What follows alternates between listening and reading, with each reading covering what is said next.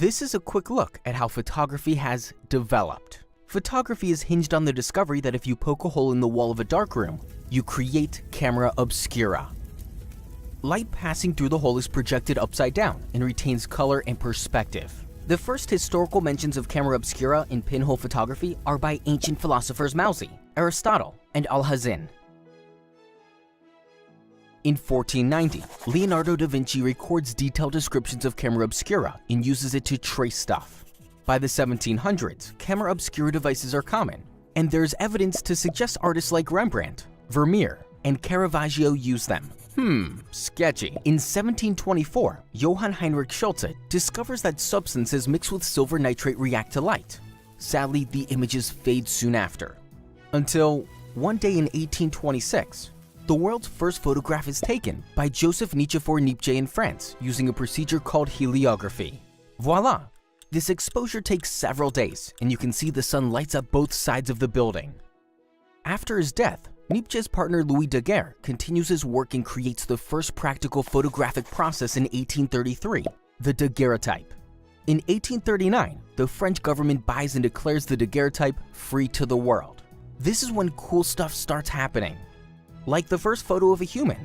Although this exposure lasted around 7 minutes, a man was getting his shoes polished and was standing perfectly still, thus making history. This was also the first photo with soul.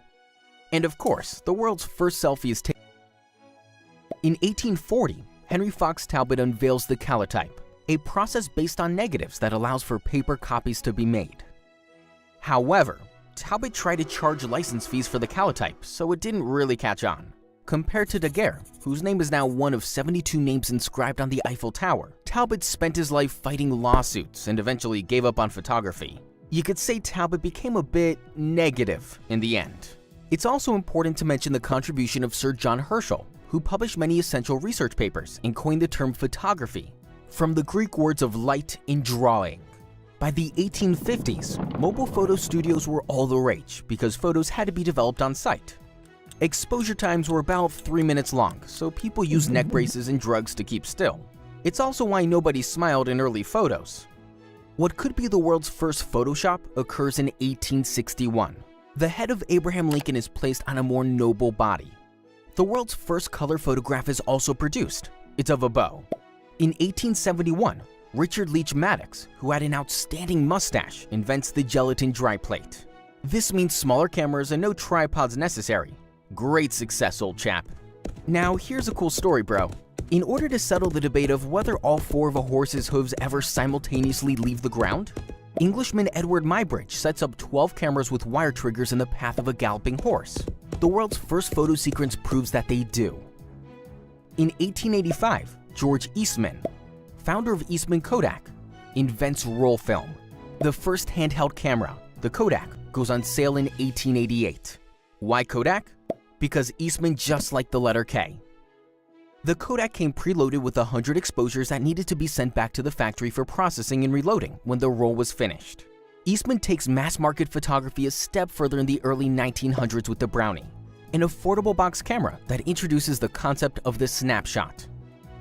Light's employee Oscar Barnack builds the revolutionary 35mm Leica 1, which goes into production in 1925.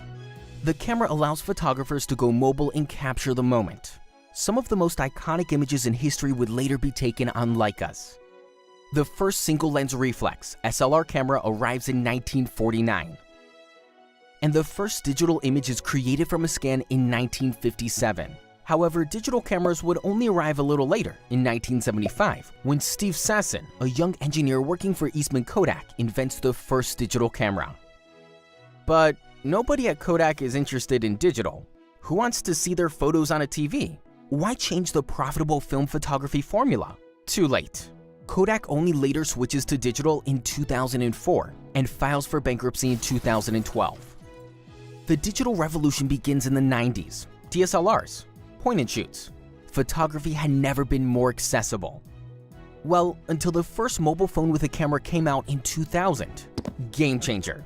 15 years later, and modern smartphones now have insanely powerful cameras. In just seconds, we are able to capture every moment and share it online. Photography has become a global passion and has truly brought the world closer together.